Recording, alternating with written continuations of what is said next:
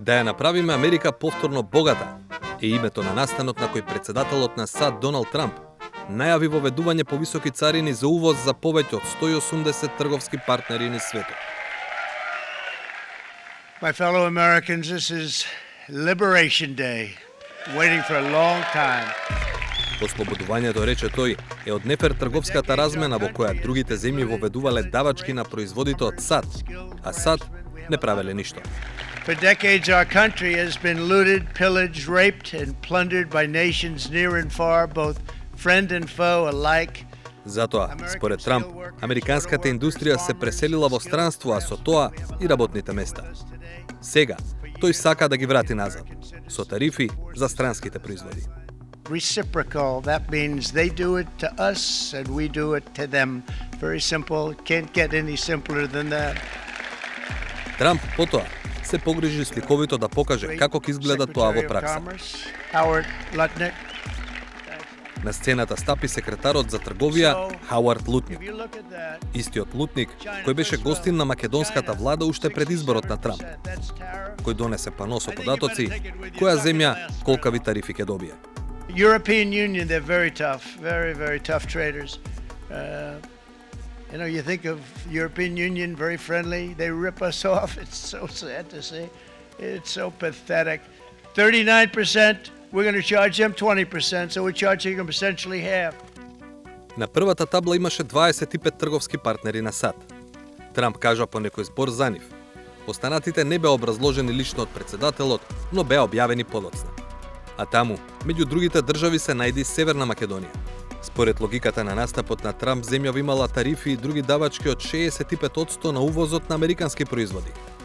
Па затоа добивме една од највисоките тарифни стапки, 33% за македонските производи при увоз во САД. Тоа нормално не беше посакувана вест во Скопје. Особено што земјава нема такви давачки за увоз на производи од САД, како што тврди администрацијата на Трамп.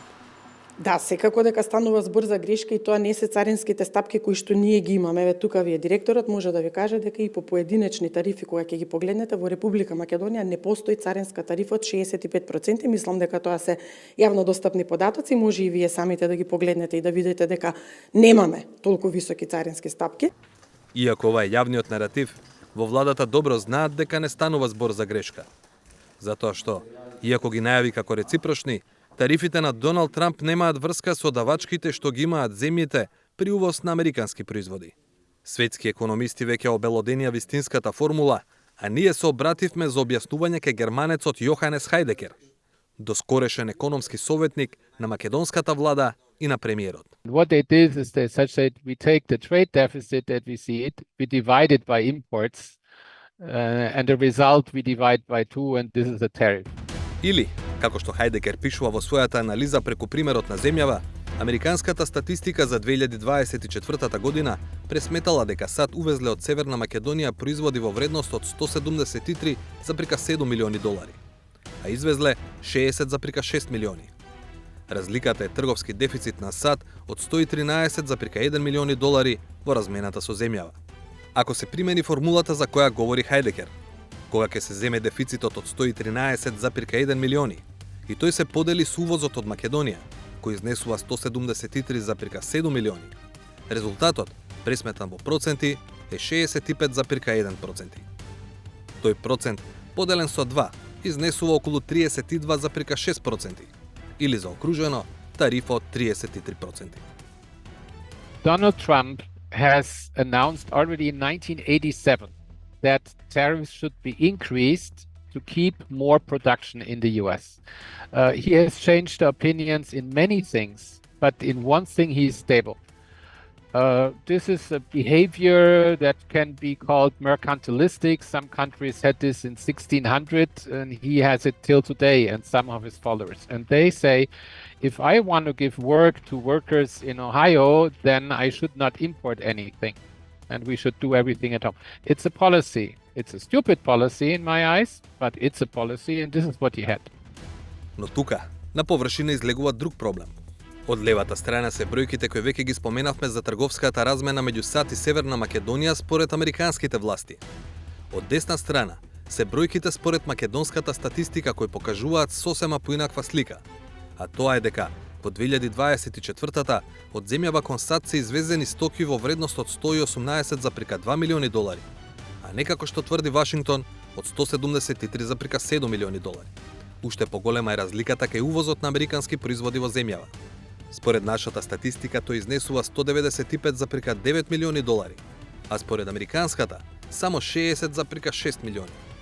Како е тоа можно? If you have, in a specific case, let's say a bus that leaves from North Macedonia on its own wheels to Belgium, the customs would count this as an export to Belgium. The US, on the other side, sees it, where are the things are coming from?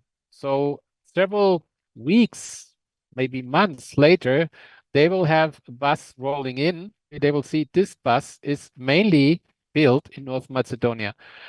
So the customs authority here says it's an export to Belgium. The customs authority in the US says it's from North Macedonia. Слично е, вели Хајдекер, и со извозот од САД кон земјава.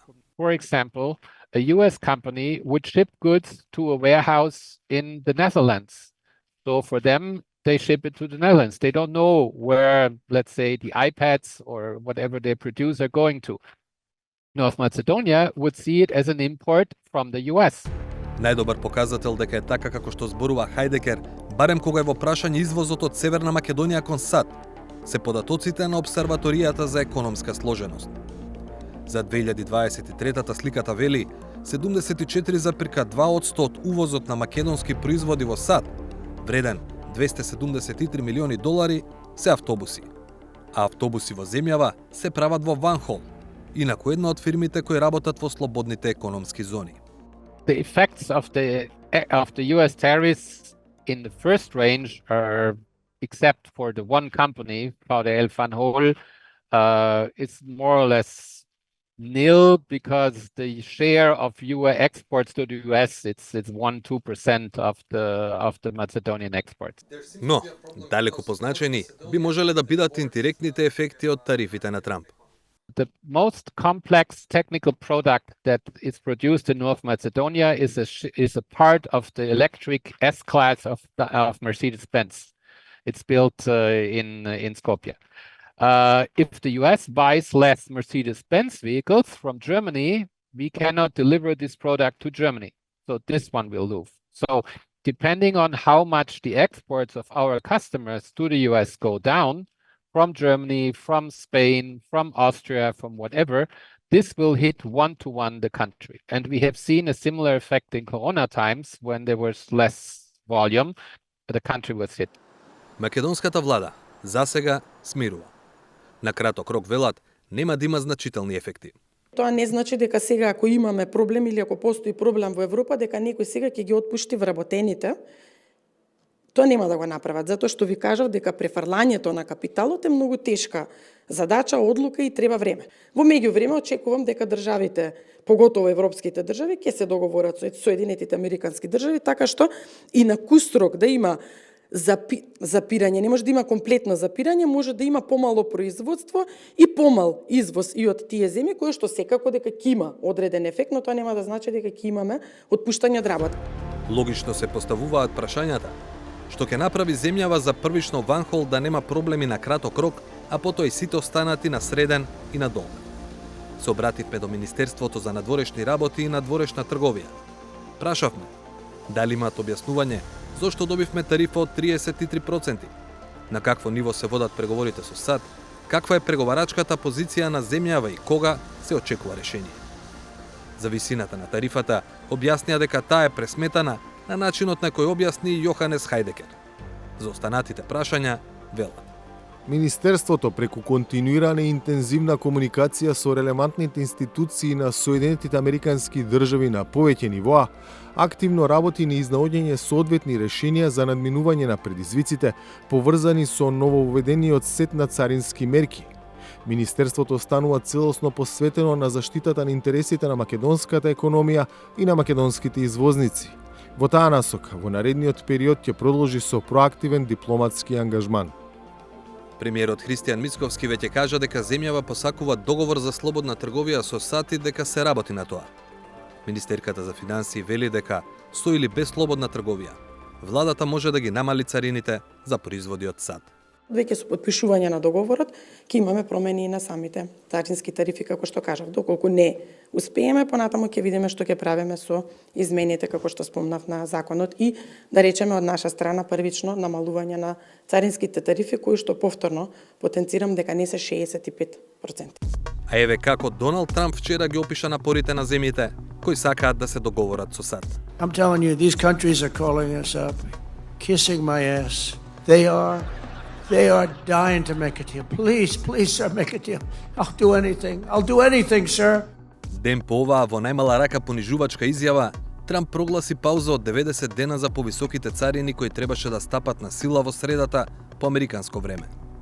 Причината? Затоа што 75 држави не се одмаздиле со реципрочно зголемување на тарифите за увоз од САД. Но, останаа тарифите од 10% кои ги воведе Викендов, плюс далеку повисоките тарифи за Кина. Според доскорешниот советник на владата Јоханес Хајдекер, освен за Ванхол, нема големо значење за земјава што ќе договори со Вашингтон. Иако очекува договарањето да биде тешко. The current president clearly said he wants a phenomenal deal. To have a phenomenal deal, you need to be able to offer something. I personally don't see anything that the Western Balkans can offer to the US market. What do we want to buy from the US? And even countries who are very close to Donald Trump, let's say Israel, they abolished all of their tariffs. They're really close politically. They have been slapped with a high tax. Yes, maybe we can rename the Prespa Lake into Lake Trump, but I'm not sure that this will help us to give a better trade deal. Многу поважен од договорот Вашингтон-Скопје за земјава, смета Хајдекер, е договорот Вашингтон-Брисел. Ако тоа не се случи, Северна Македонија и Балканот неминовно ќе ја следат Европската Унија, вели тој, бидејќи се дел од тој економски систем. Па, ако не може да се води бизнис со САД кој представуваат 15% од светскиот пазар, треба да се размислува како да се соработува со останатите 85%.